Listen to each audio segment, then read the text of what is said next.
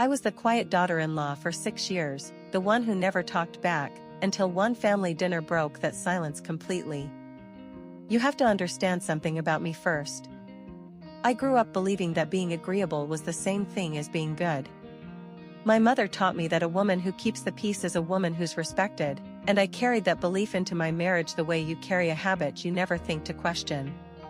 My mother-in-law's name is Barbara, and when she started calling every single day, not to check in, but to instruct, I told myself this was just how families worked.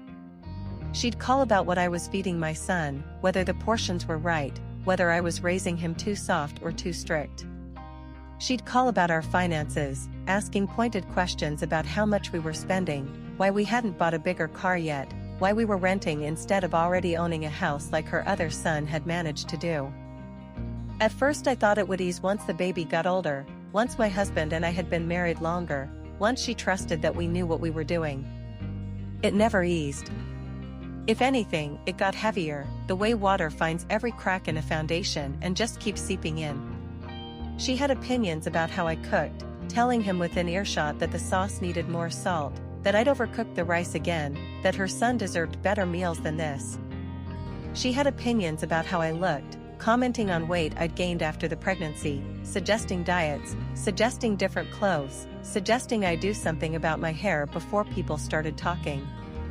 I remember one afternoon early on, maybe a year into the marriage, when she came over unannounced and rearranged my entire kitchen while I was at work, moving pots and dishes into an order she said made more sense, and when I came home and quietly asked her about it, she laughed and told my husband right in front of me that I clearly needed help running a household. I remember standing there in my own kitchen, in a home I paid rent on, feeling like a guest who'd overstayed her welcome in her own life. And I said nothing. Every single time, I said nothing, because saying something felt like breaking a rule I didn't remember agreeing to but somehow still felt bound by. My husband would sometimes get quiet after these comments, and I told myself that quietness meant he noticed, that it meant something was building in him too, even if he never said it out loud. I held on to that thought for years, the idea that his silence and mine were somehow the same thing, two people quietly enduring the same weather. My son's name is Noah, and the calls to him got worse as he got older. She'd call him directly on his tablet, past his bedtime some nights, filling his head with stories about how his mother didn't know how to cook properly, how he should really learn from his grandmother instead. I'd stand outside his door sometimes, listening, my hands curling into fists at my sides, and I'd go back to whatever I was doing without saying a word, because that's what I did. I absorbed things. I told myself I was protecting the peace of our family by staying quiet, when really I was just building a house out of every single thing I'd swallowed, brick by brick, without even noticing the walls going up around me. One night I overheard her telling him, in that same light, sing-song voice she always used, that his mother had never really wanted him, that she'd heard from a cousin that I'd cried for weeks after finding out I was pregnant, twisting a memory I'd once shared privately about postpartum fear into something ugly and false. I stood frozen in the hallway, my whole body shaking, and I still said nothing, because some part of me had convinced myself that confronting her would make me the villain of the story, the daughter-in-law who couldn't get along, the one who caused problems. There was a birthday party once, his 5th, that I still think about more than I'd like to admit. I'd spent 2 days baking a cake shaped like a dinosaur because that's all he'd talked about for weeks, and when she arrived, she took one look at it, laughed, and said in front of all the other parents that it looked like something a child had made, then pulled out a store-bought cake she'd brought instead and set it right next to mine on the table, brighter, more polished, clearly meant to be the better option. He ended up asking for a slice of her cake in front of everyone, not understanding what he was choosing between, and I stood in my own kitchen doorway smiling for photos while something inside me quietly cracked a little further. The family dinner happened on a night that felt like any other.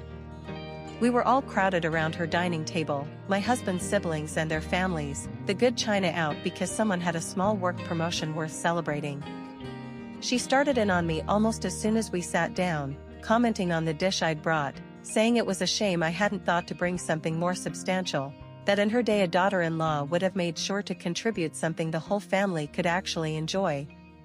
I felt the old familiar tightening in my chest, the one that usually meant I was about to swallow something else down. But this time, something didn't move the way it always had. This time, the words just sat there, refusing to go down.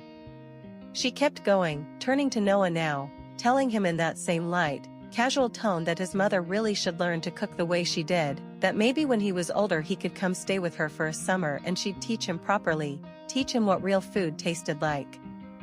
And I watched his face, watched him glance at me with this small flicker of confusion, like he was trying to figure out whether he was allowed to defend me or whether defending me would somehow be wrong. That look on his face was the thing that finally broke something loose in me. "Actually," I said, and the word came out louder than I meant it to, loud enough that fork stopped halfway to mouth and the whole table turned toward me. My hands were shaking under the table, but my voice didn't shake, and that surprised me almost as much as it seemed to surprise everyone else. "I need to say something, and I need you to let me finish before you respond." Barbara set down her fork with that small, tight smile she always used when she thought she already knew exactly how a conversation would end. "Well, go ahead then. For 6 years, I have listened to you criticize my cooking, my body, the way I raised Noah, and my marriage, and I have never once said a single word back," I said. I told myself that was keeping the peace. "I have only ever tried to help you," she said, glancing toward my husband as though waiting for him to step in and defend her. "Calling Noah almost every night and telling him things about me that aren't true isn't help," I said. "Telling a child his own mother never wanted him is cruelty. And I let it happen for 6 years because I was terrified of becoming the daughter-in-law who caused problems in this family." "I never said any such thing," she said, her voice sharpening.